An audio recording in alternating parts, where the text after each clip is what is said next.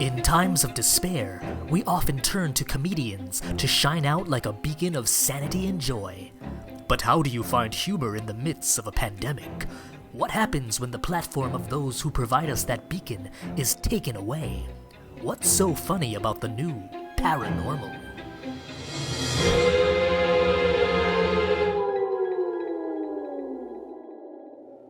Today's episode celebrates the artist within all of us. My guest is a model, foodie, art director, and comedienne, which is why my jokes today need to be top-notch. Thankfully, I've been keeping a notebook of jokes for occasions just like this. The Handbook for the Recently Deceased. Get it? Because after you hear my jokes, you'll be deceased.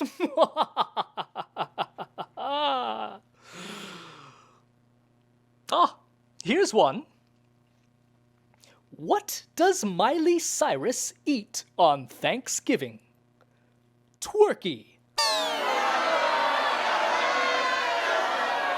Anyway, please welcome my guest for today, Jade Lun. Jade, what is Second City?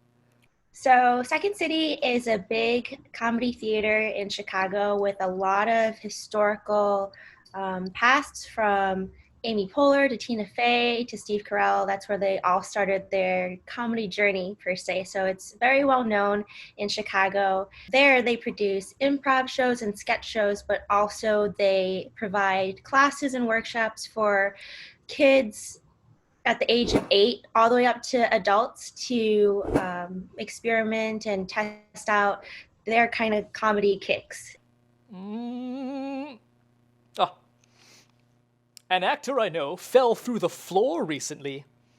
It was a stage he was going through. What was your role in Second City? So my role at Second City was I went and I took classes. I took improv classes, fell in love with it, and through that experience, I became a performer there. I tried acting in a theater full of farmers. I got mooed off stage. Oh, that's a good one. Describe the day Second City had to be shut down because of the pandemic. I remember I had a audition actually on that Sunday, but then with everything happening, the director emailed us and said, hey, let's just do an audition through video chat. We don't know what's happening right now. We don't know if we're going to come back in a couple weeks. So just do the audition on tape and send it in, and then we can kind of think about our next steps following that. But we all didn't know that this pandemic would last so long, or the shutdown. What do actors suffer from after starring in an intense role? Postdramatic stress. How did the shutdown affect you personally? I was kind of internalizing it, like, wow, what's going to happen with comedy? Because it is hard in a sense because all the performances are in their theaters and you can't really do social distancing with comedy because it's very active and, people are laughing and people are, making weird accents and noises, and it gets really hot and sweaty up there sometimes with the lights. And I do miss it right now too. Like I was just kind of reminiscing about the past and, the fun shows and all my friends and everything. But it is an experience. I wanted to stop and pause here right now with everything going on, because I felt that I couldn't perform at my best, or it wasn't how I fell in love with comedy. And I just want to go back to it when everything is better. And that's helped me in a way, pausing on everything, because I was just so on the go in Chicago. Sometimes I would do one show at night or 2 shows back to back and supporting my peers. So I feel that taking a step away from it right now has helped, because I've been able to experience other creative realms that I really enjoy. How did you redirect your creativity in response to the pandemic? I really like living life with the mindset of having an infinite bucket list, because I feel that life can be fulfilled in so many great realms that you never knew existed. And so with holding on comedy, I was doing a lot of stuff within the Chinatown community. I did a pageant last year, and I was crowned a princess.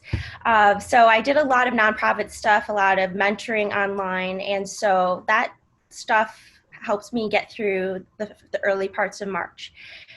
But with that, I also really like creativity, and my mind is always concepting different things to do, whether it be for my cat's Instagram at Prince Trash Panda, or with my photography stuff.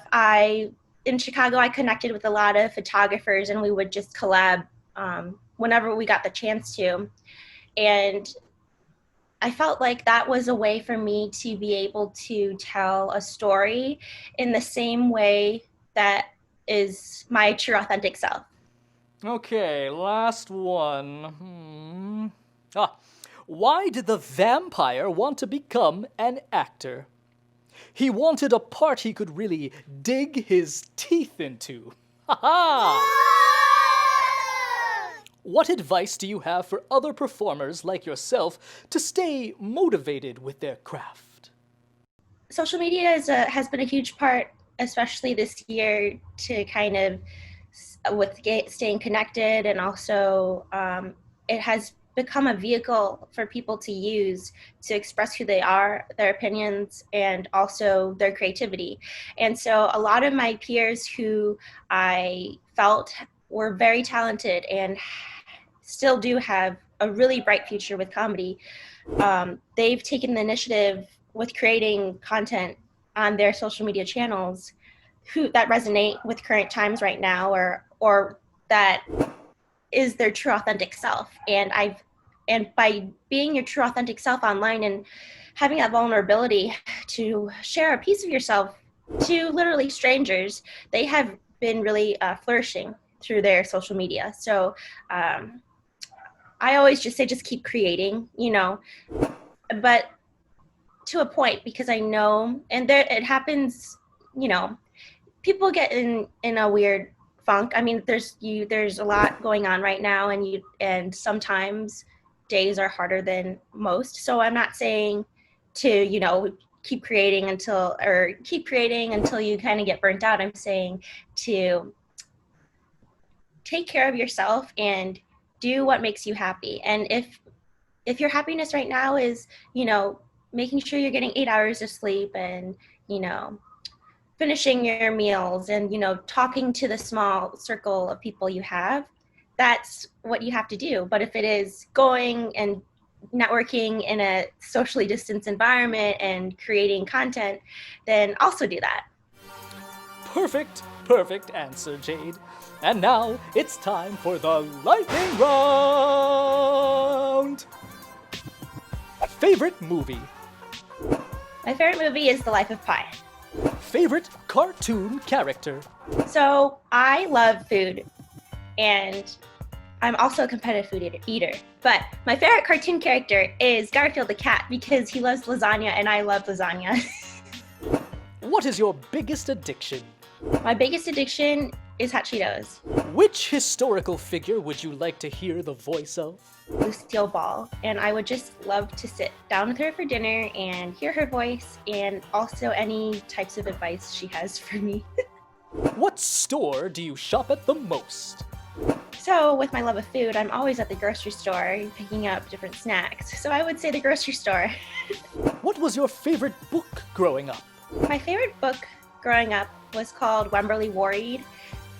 And it's a story about a mouse who worried a lot. And I could definitely relate to the mouse. It was a very introverted mouse growing up, and that character truly resembled who I was as a child. How can you tell if someone is a nerd? I mean, I feel like everybody is a nerd in their own way with their hobbies. If you're truly passionate about it, I would say that you're a nerd to it. So I'm a nerd to creativity and food. When playing hide and seek, would you rather be the hider or the seeker? The Seeker. I've always liked to solve mysteries. What time will you go to bed tonight? So right now, I go to bed at 8 because I have to wake up at 3 for work. Would you rather immediately projectile vomit every time you heard someone say the word potato, or projectile vomit every time you saw a squirrel? Interesting question. I would choose projectile vomiting every time I heard the word potato because I love squirrels and no one really says the word potato to me that often. So I think I'd be okay with it. Good answers, Jade.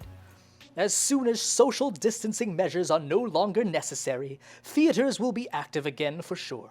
And I'm glad to see that you are not allowing fear of the unknown holding you back on your creative endeavors. My friends, it's been a long and frightfully uncertain journey through the new paranormal. But we must appreciate people like Jade and all of my previous guests for adapting so well and inspiring us so much. I must ghost you once again. Until next time, goodbye.